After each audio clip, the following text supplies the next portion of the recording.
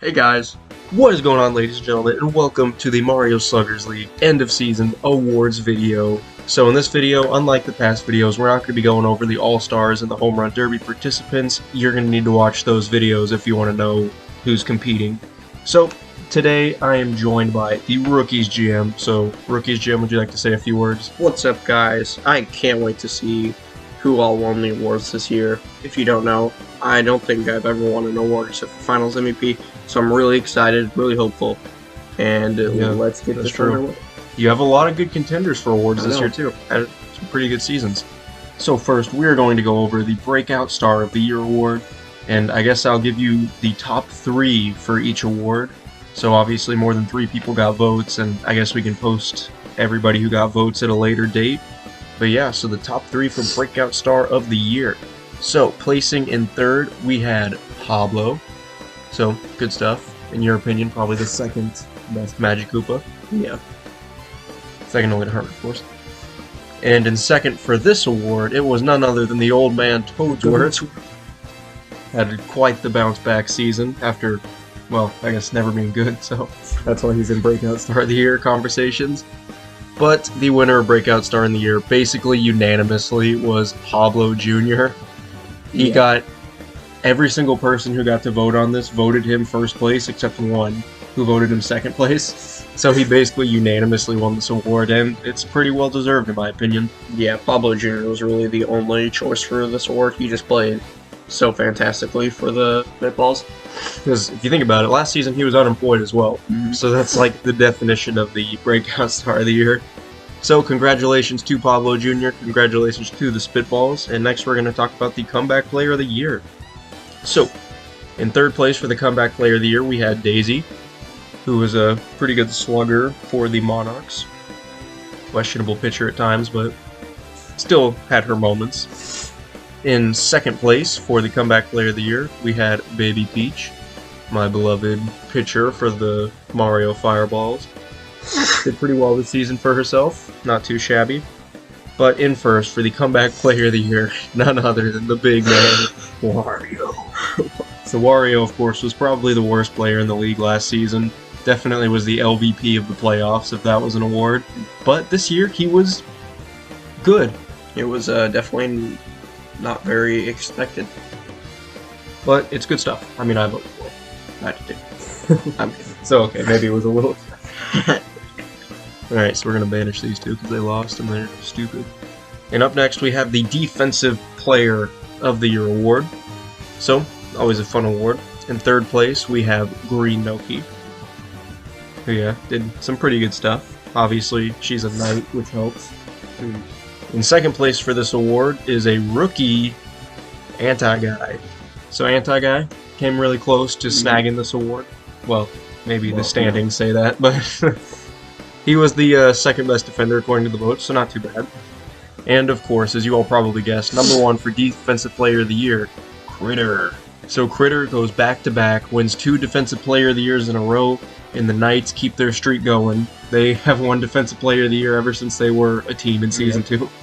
I know Critter's great defense firsthand, and again, I think he was really the only choice for this award because, while he did have his ups and downs, I think overall he was a really good defensive player and the best this season.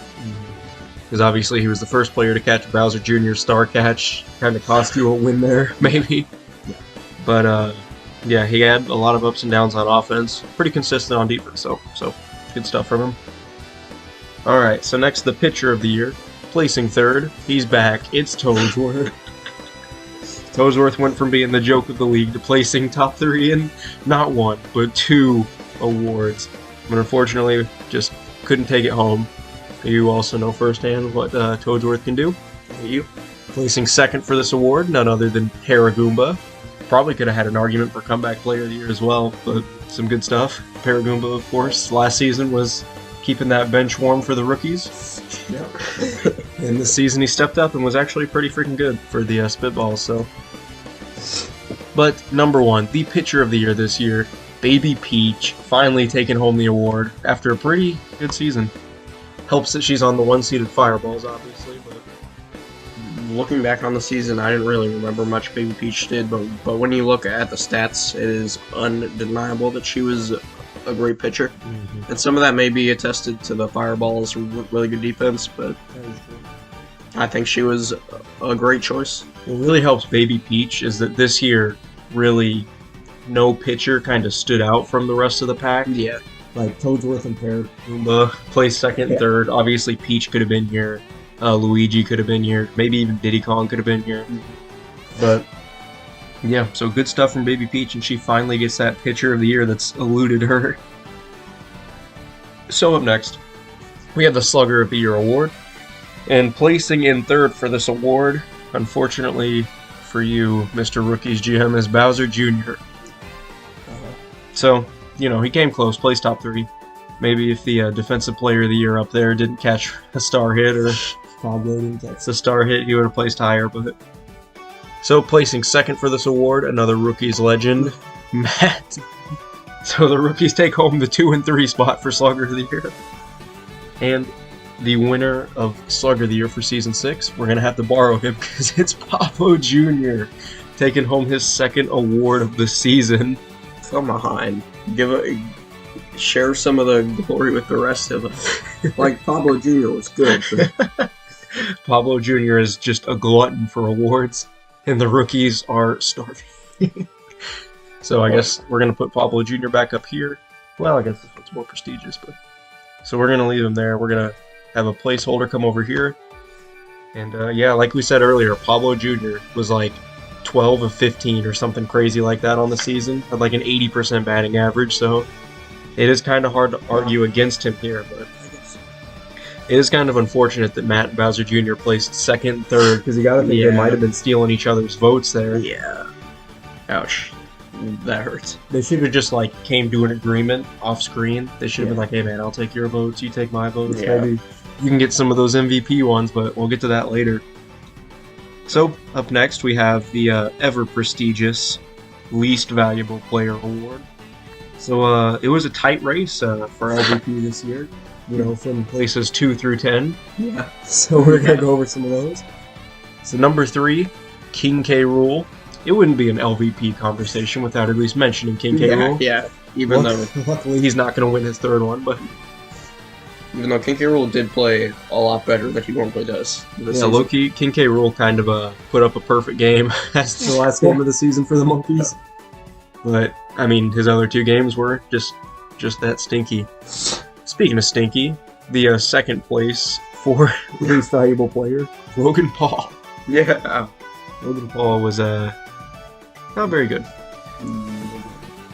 But as you all probably guessed, the winner of LVP, or I guess the loser of LVP for Season 6, Wiggler.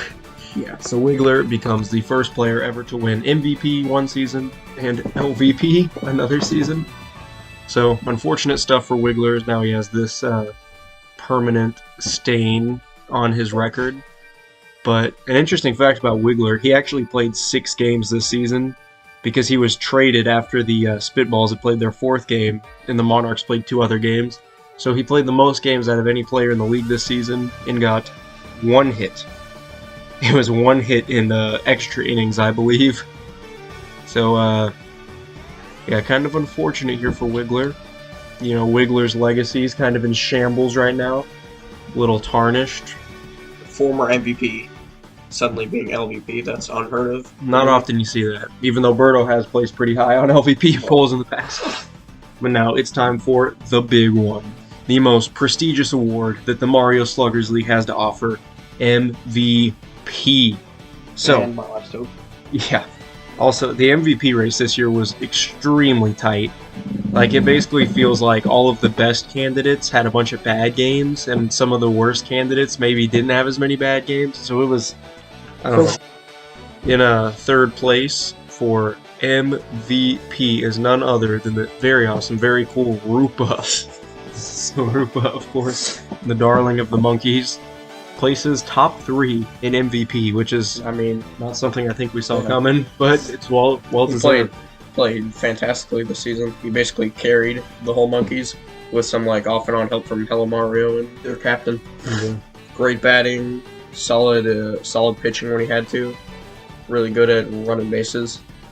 It makes sense. And did a little bit of everything this year. And speaking of that, another player who did a little bit of everything, and I'm sorry to tell you, the second place finisher, Bowser Jr. So Bowser Jr. obviously, he played defense well this season. He hit incredibly well this season. He even pitched really well this season. But all that wasn't enough to win him MVP, as unfortunately there's another player who is inevitable.